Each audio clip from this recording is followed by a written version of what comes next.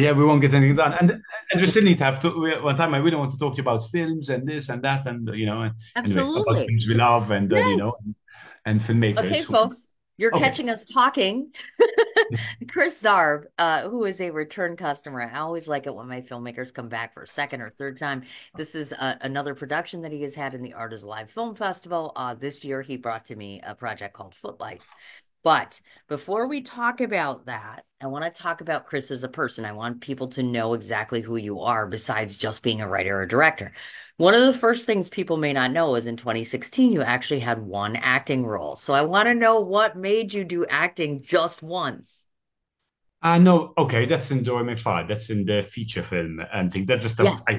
that's a voice role. That was actually, Oh, if you saw the film, that was an inside joke ah, within the script because there's someone who calls and makes a prank call, and one of the main actors kind of tells okay. the person, kind of tells him off in a funny way, which is that was just an inside joke, honestly. But that's, Oh, as I said, I wouldn't. I don't know. I've never actually properly acted in anything I've done. oh my I'd say goodness gracious. Is there this a is just a few reason? lines. I Mhm. mean, do you typically steer away from acting on purpose? Like, is there a reason you don't go in front of the camera? Most tend to Yeah. at least cameo, like regularly. Yes. Well, I'm not a fan. If I did a cameo, it would be a voice and it'd be an inside joke. I don't think I by nature I prefer being behind the camera. I'm just more Okay. comfortable. The thing is, you could get so many other better actors than me, really. If I went there, if I acted in a scene, it would be just because I wanted to see myself. And there's no other reason. Just would just be an ego sort of joke. Sure. I don't know. I'd rather be the guy behind the camera. But when I was younger, much younger though, when I started, before I knew what a director was, I wanted to be an actor, so I have to say that. So I did act on stage when I was younger, but I hated it. I really didn't like it, the whole thing of people looking at me. But that's how I learned what I wanted to do, that I wanted to actually tell the stories, not be Yes. behind the camera, be in front Okay. of the camera when on the stage. So I get yes. you.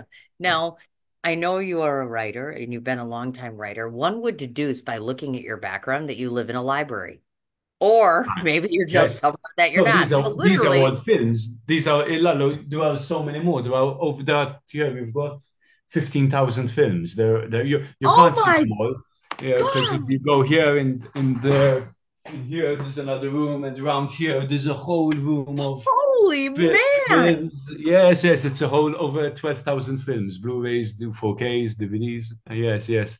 How does one get like thousands of films? I'm obsessed. I tell you, I'm obsessed with films. So I literally buy of any director I love or films I love. I just literally complete everything they would have done from when they were, students. Sure. So that's it. It's collections of collection series for everything, basically everything I love. But this, of course, took me years to collect, and every day I still receive Absolutely. packages.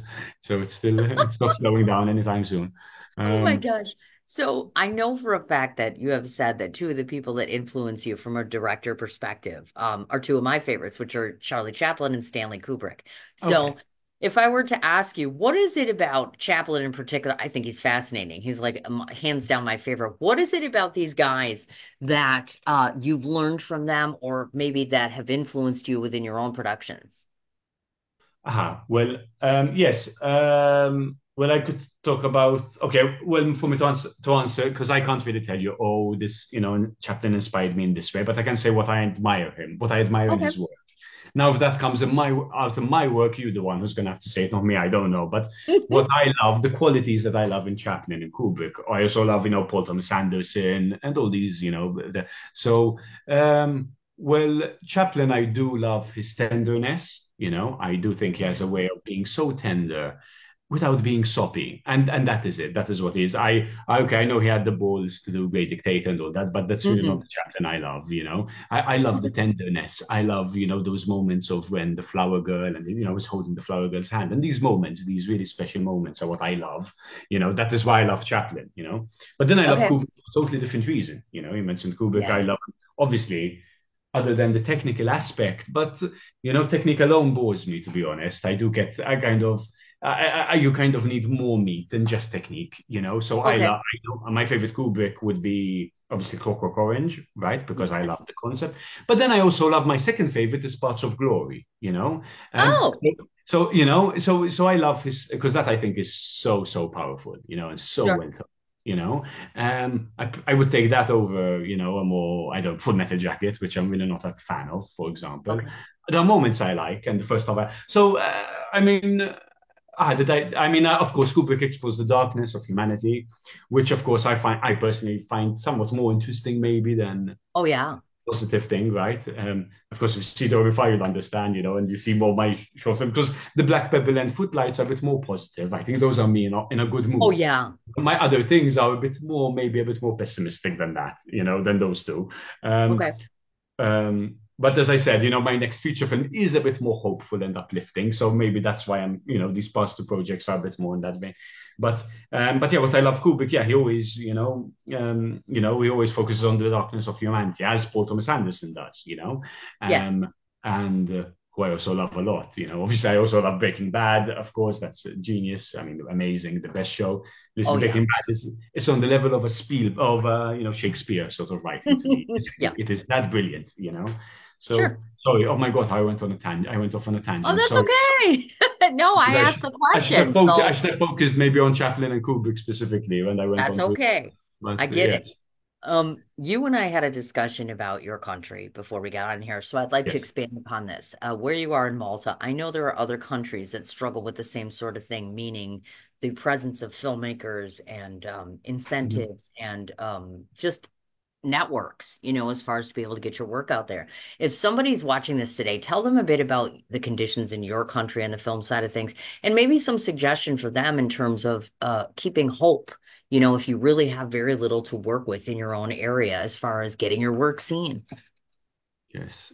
Well, yeah. Well, let's start from here. I mean, if you okay, we all, I think, wish we would make a living, right, doing what we love. Yeah. Right? We all do. But we know, of course, that's only 1%, right? Have that Yes, dream, right? And that a lot of that 1%, only 1% are in it for the reasons that someone like you or me or whatever are in for it. A lot oh of them, yeah, it fell upon them or this or that or that. So it's really frustrating. The shit. I mean, that's how it is. It's all artists are like that, right? It's just I how it is. know.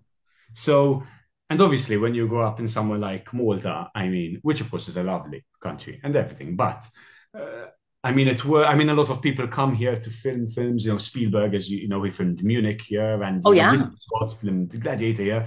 Amazing, right? Amazing. But so you would obviously think naturally that there must be a producer here, there must be a distributor here, there must be a foundation to help Maltese filmmakers actually make the. Now there are things like grants, there are means in which you can yeah, raise money, but the thing is, at least from my experience, and as you said, we were talking before, a lot of it, a high percentage of it is who you know, right? And hmm and and the Malta, there's nowhere where anyone would be able to to create an introduction with a producer, and also sure, have this thing. What sort of films come to Malta? Blockbusters come to Malta. You don't get so the producers that come here are people who are interested in the blockbuster kind of filmmaking, right? okay, So we don't even get producers here who like artistic films or anything. They don't come here. They remain in their home country. For example. So it's the wrong people are here. From a contact, from a networking point of view. sure, It's so that creates that issue for. I mean, I love Malta, obviously, but there are limitations. But of course, there are ways in how you can make the film. You have to get the film made. I guess there are ways and means, and you can put strings and this. You got funding. So, sure. um, but I mean, I obviously, ideally, hope every artist hopes that everyone keeps trying, and you keep striving, and you keep trying, and you keep trying, and Right. you can only keep trying. Well, I mean, and I know a lot of people have made it. They hate to say that there was a luck element involved in how they would have broken through, but I genuinely believe luck plays a role. It's not just luck, obviously, but I do believe there is an element. No, don't you think there's a percentage of meeting the right person, being at the right place at the right time? Yeah, you There's a can bit put of that. yourself there though too. I Yes, feel yes, like yes. You can. Yes, yes, yes. We've tried. Me and my crew. We've traveled. I mean, we spent quite a few years traveling, and we went all over. sure. Um, but it's always the same as we're saying. It's a case of unsolicited material. We don't care how we don't care how many people have. You need to know someone who knows someone, and then they will actually listen to you. Um, Mhm. and to kind of when in someone like Malta, where there's no distributing company, there's not even an independent distributing company. You understand? Right. There's nothing. Like the short films, you've seen that a lot of it is my money, right? And that's it. And I've completed quite a few short films, and and Right. the feature film luckily was not my money. That was a funding we won from the Malta Film Fund. Sure. So luckily, but still, to it's I don't know, it's very difficult, and. Um, I mean, I want to say the cheesy thing, which is, of course, keep trying, but I don't know. I don't know if I'm answering your question correctly, Cindy, because it's a tricky one. It Because is, I I know want, it's tricky. I guess what I'm really hmm, looking from you is yes, let's say somebody watches this, they live in another country where they have a similar circumstance.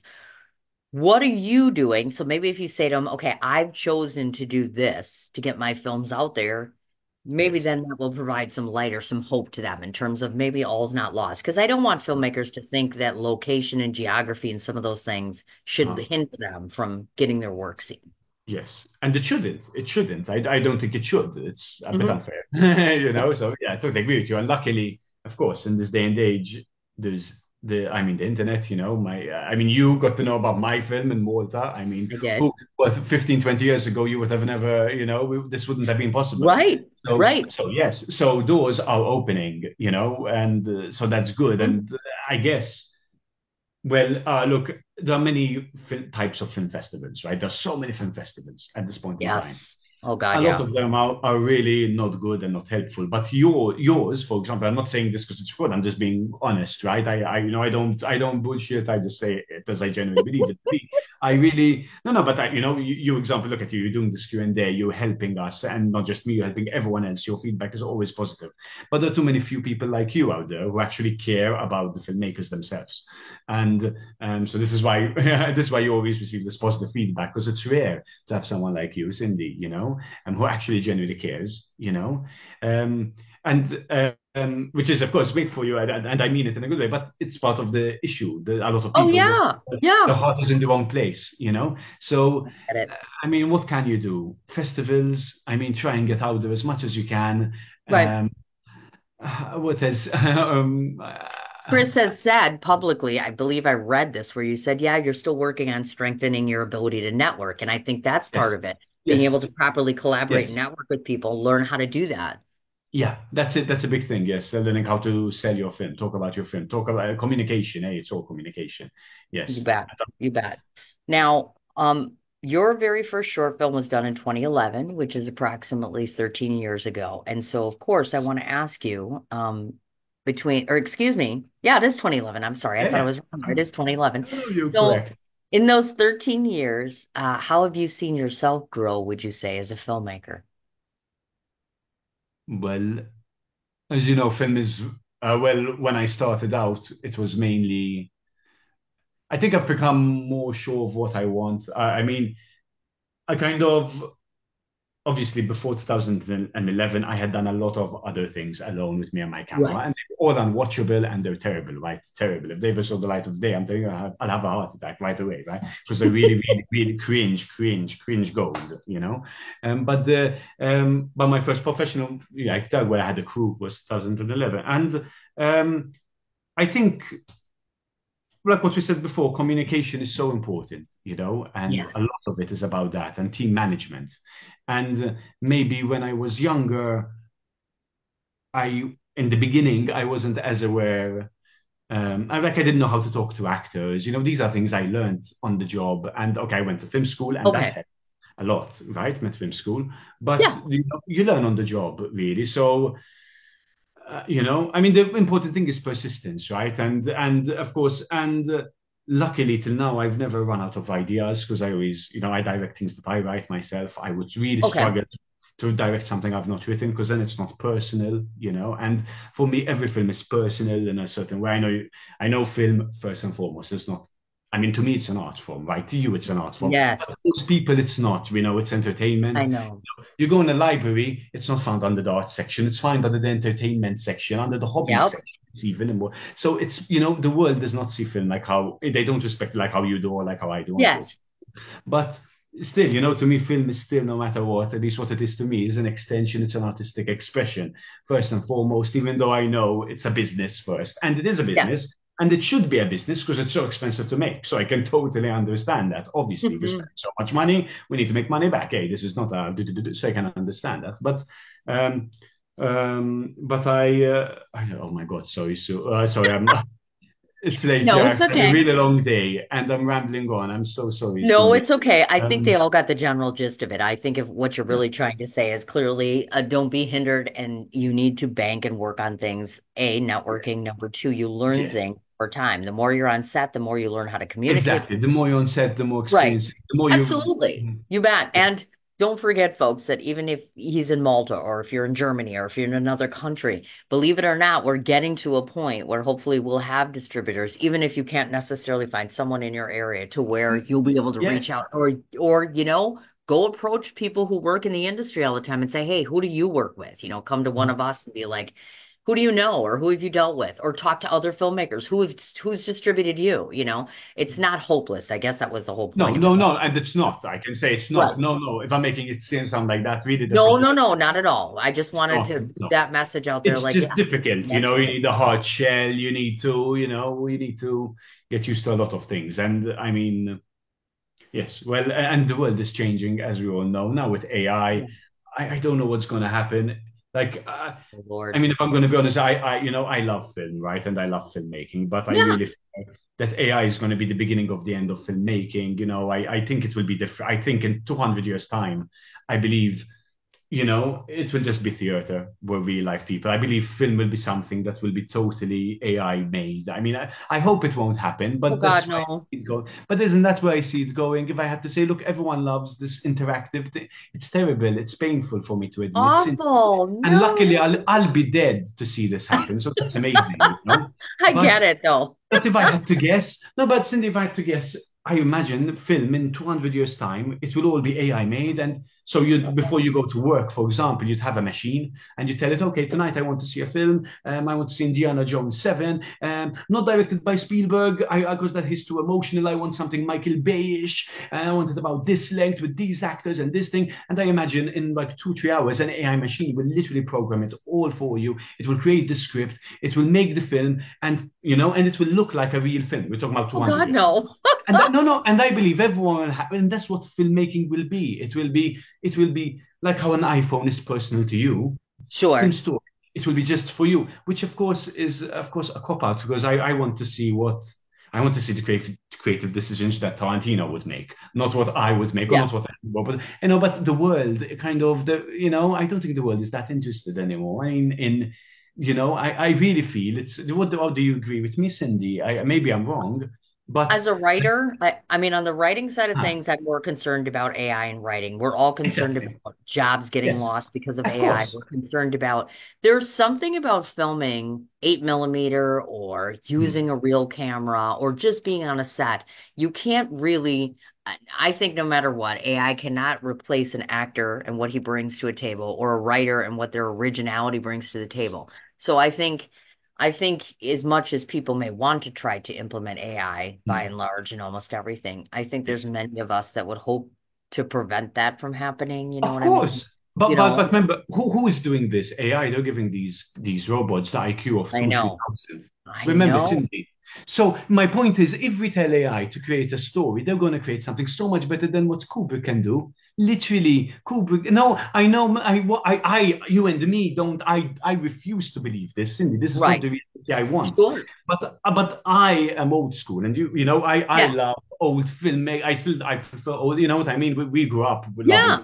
this, but Absolutely. the children's children, for example, will that connection will, I believe, will be lost over the years, and then it will be a point where film just becomes a thing of a way. I just leave it in the background, like background noise almost. And then if you want to see real things, it would be theater because, and then I believe theater then, which I don't like because a big part of storytelling, in film, I want to see the editing, I want to see the angles and the close-ups and the wide shots and which you don't get in theater. Theater, it's like, everything is I one. get it. I'm So not. we're not I'm going to put that out there anymore, Chris. No more. No, we're oh not going to throw it into the universe about the AI thing. We're no, just going to be please. like, We should nope. delete this. Actually, remove this. Clip this part. Sorry. You know how we went on a rant. I'm so sorry, Cindy. I'm going on a No, rant. it's I fine. It's apologize. just fine. Now, before we talk about the film, I have to throw this out there because most of you probably don't know this, but Chris just got himself married not so long ago, and it's really, really fresh and new. So we have to talk about the bride. Tell us about the bride. Yeah, so her name is Miyuki Sugihara. She's Okay. Japanese. She's actually lived in Malta for 9 years. Oh, So she's not new here, but she comes and goes to Japan, Malta. You know, every year she goes I for getcha. about 2 months to Japan. Okay. Because she has lessons and she teaches because she's an artist. She will with Yeah. water. She specializes in watercolors mainly. Um, but yeah, I mean that's it. We met through a mutual friend, and I mean she liked my style and my films. Basically, that's how it happened. Actually, she saw what you screened last year in your festival, the Black Pebble, Okay. and that's what Yes. made her. That's what made her like. That's what started the flame because she saw Oh, that and thought, ooh, and she kind of liked so that's actually started. But yeah, that's I don't know what more how you'd like to know about sweet. her. I'll tell you, but. And moreover, she's apparently in Footlights too. So if you blink, you'll miss her apparently, but she's in Yes, it. yes, yes. Gosh. Okay, Yeah. Footlights. It is a 9.5 minute production. It was released originally in November of 2023. I would love for you to tell the story. Our lead actor, who is Ibrahim I Dank, is that how Uh, I pronounce it? Ibrahim, we just call him Ibrahim. Musa, Okay. Idana. I think Okay, I I don't gotcha. know. But let's just call it Ibrahim. We'll call him Thank you. Ibrahim. Yes. Sorry. Hello. I Tell think we got him disconnected. Sorry. we did get real quickly there. So tell everybody how you found him, your lead. Yeah, so I had basically written the script shortly after I filmed The Black Pebble, right? Mhm. I think a month after I finished filming The Black Pebble or so, I had written the script already. Um, and but of course, there was no actor I could think of, and in Malta we don't have sort of actors of that sort. So I don't know, we're not limited, but it's not easy to find, So because I wanted someone who kind of has this really friendly smile, as you know, the film has no dialogue, so his Yes. face has to kind of sell it. You have to understand what type of character he is, just by he has to smile with his eyes, basically, and yeah, that he has to have that sort of warmth, which is very, contagious and everything, Yeah. and and how do you find that, especially in Malta? That's not really that easy. And so I was really concerned, and it took a few months. And I'm like, shit, I can't find anyone, can't find anyone. And one time I went in a supermarket and I saw this guy helping this old woman with her shopping bags. And Oh, he was so sweet and gentle. And then he smiled, he said, bye, mum, bye, mum. And when he said, bye, mum, I was just imagining him in these, like, I think a Bridgerton sort of thing in the suit. I don't know. I just yeah. imagined him like that. And I thought, wow, he'd be perfect. He'd be, and then I approached him and I asked him if he'd be interested in acting. Of course, he never did anything. He has no idea about the craft of filmmaking. This was new to him. It's a Okay. totally new world. Okay, literally, he was all the time looking at the lens and this. He had to learn how it works, and he did. Oh, sure. By the end, he got it, and he really wanted to do another one. Of course, I kind of in the beginning, I told him it was easy, it's an easy job, and oh, you'll get it. I'll be there directing you. But then when he had to do it, it wasn't easy. It wasn't as easy as I sold it to him initially. But um, but nonetheless, we worked well together. He's as sweet as he appears on camera, of course. He's really that cute and that sweet. He was really lovely, really lovely actor to work with. Okay. And He is but lovely. this is his debut. He has never been in anything before in his life. Isn't that So cool? I'm like, oh my yes, God, he found his lead in a grocery store. yes. How cool is that? And Now, I can tell you something about the pig if you wanted. oh yes. The pig was actually one moment. Just let me just check that just one baby second because of so yeah, so that pig, sorry, so that pig was, scheduled to be slaughtered, basically, Oh, and at the whatever, and luckily I called because I needed to buy a pig, basically. So I bought the pig oh, from the slaughterhouse, okay. basically, And then I gave it to a farmer to who I knew who actually wanted a pig.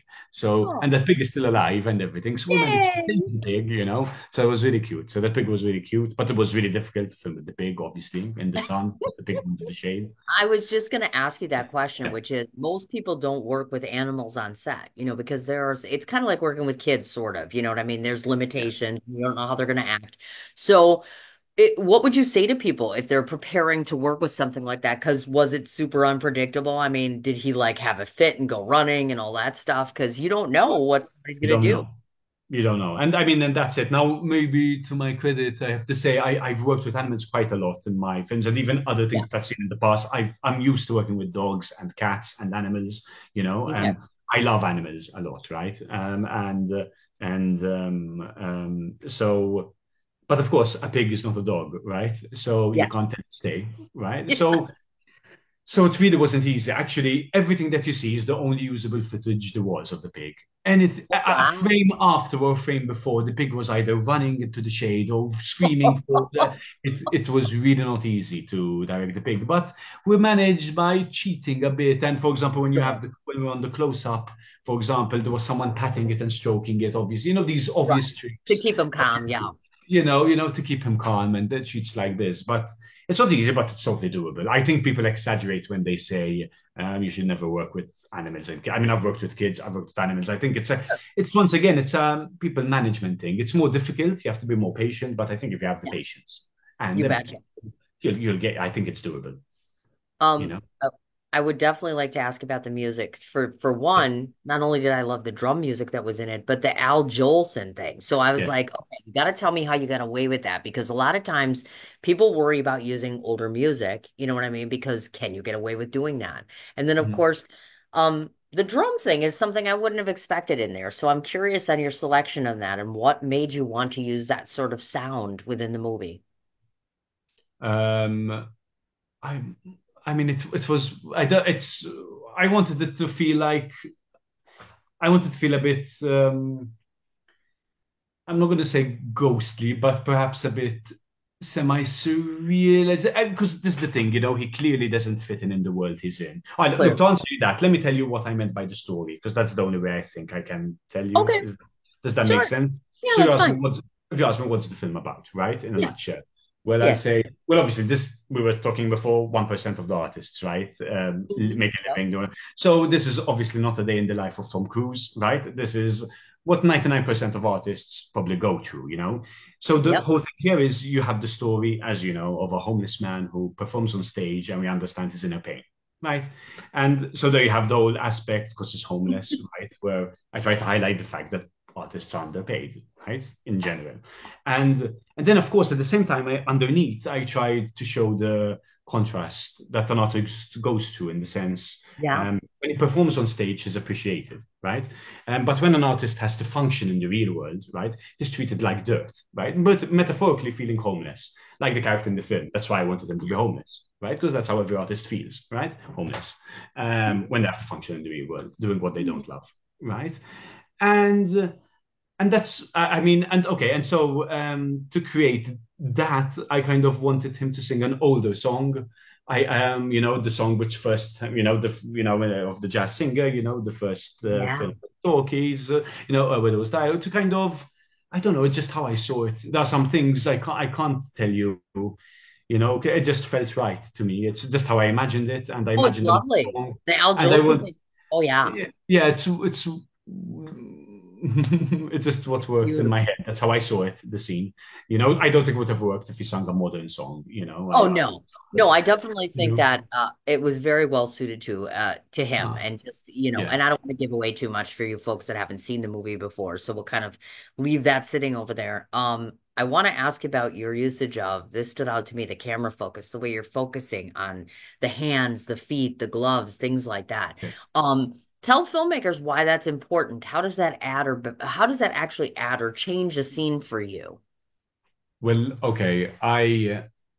Well, okay. I mean, I like writing things with dialogue, and I like writing scripts with no dialogue, right? I like both equally because they're both interesting to me. No dialogue, you have to focus on subtext and this and that, and film you have to focus on another kind of subtext, for example, more on the Yeah. symbolic kind.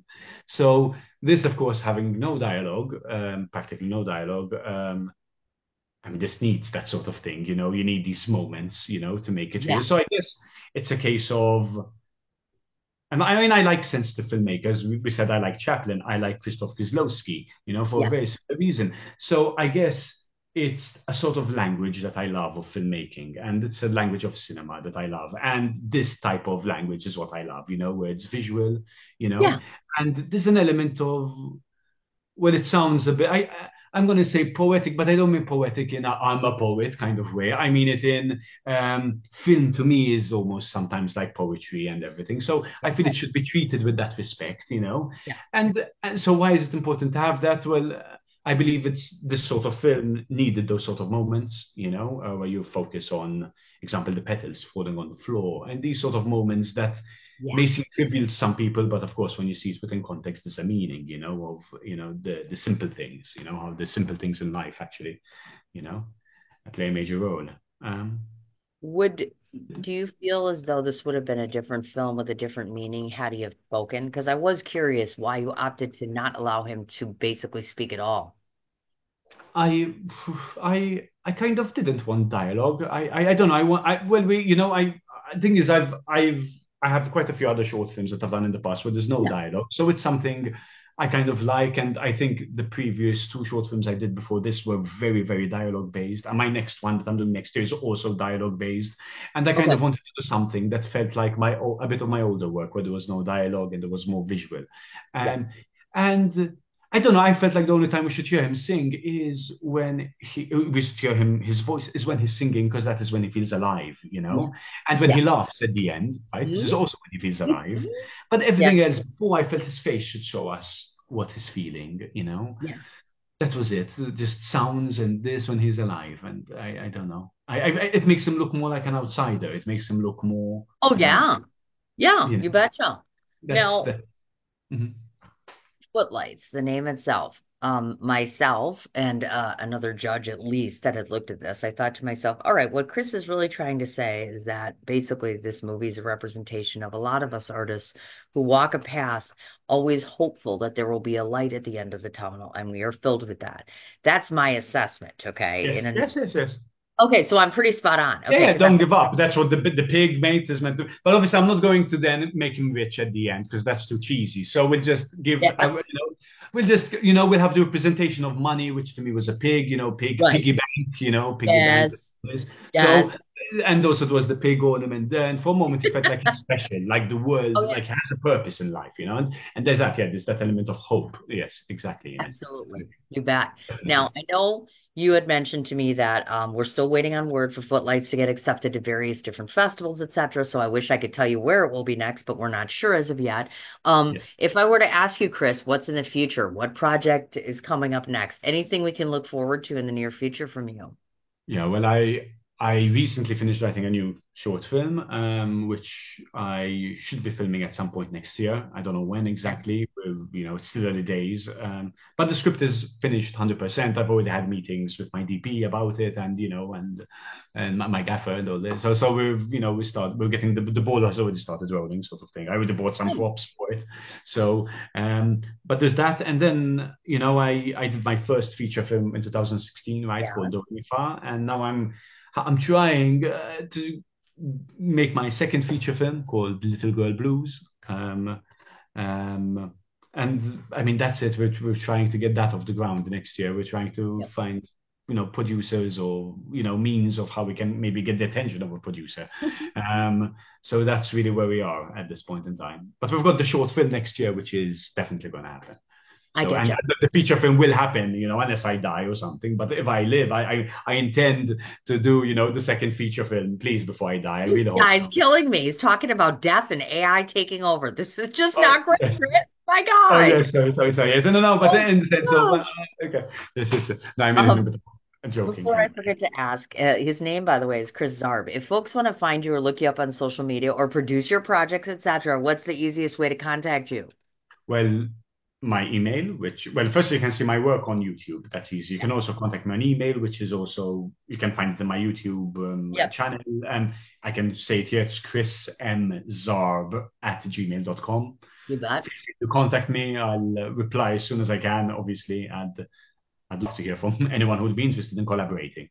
So, yes. Ah, so this is what I want to say to you, Chris. First and foremost, I'm so very appreciative that you brought another project to my film festival. You are probably one of my favorites, and I don't always say that, but I will say this much. There's a reason for that. It's because the quality of your work is always very humble and hugely creative, incredibly shot well, incredibly told well. You have a gift for this, and I personally, and I tell you this all the time, but I'll say it again publicly. It's my goal to get you seen all over the place, not just in my tiny little corner of the world, because you need to be seen. You really are an artisan that people can admire. And I'm so lucky that I get a chance to have you. So thank you so much. It's an honor, Cindy. You, as I told you before, I think before you, your festival is really, really exceptional. I don't think I've ever in my life had someone who literally cares, about the participants. And I'm not saying that, as I said, to make you to lick your ass or anything. This is me being honest and being as transparent as I can be. And there's a reason why so many people love your festival. And there's a reason why I came back again, and there's a reason why I'll come back next year. Every time I have a short film, you are my go-to person. Oh, jeez. Rest assured. Thank you. And That and, is and so and sweet. like you don't say that much, I also don't say these things publicly like that too. So rest assured. So I mean every word. And yes, I would love to work with you, Cindy, in every sense of the word. Yes, anything we can do to work together in any way, I'd love it. I'd love it, and I'm See there. what I mean? Do you see this? You need to know this guy. It's that simple. Chris Zarb, Zarb, folks. Look him up. Thank you. Yes, please.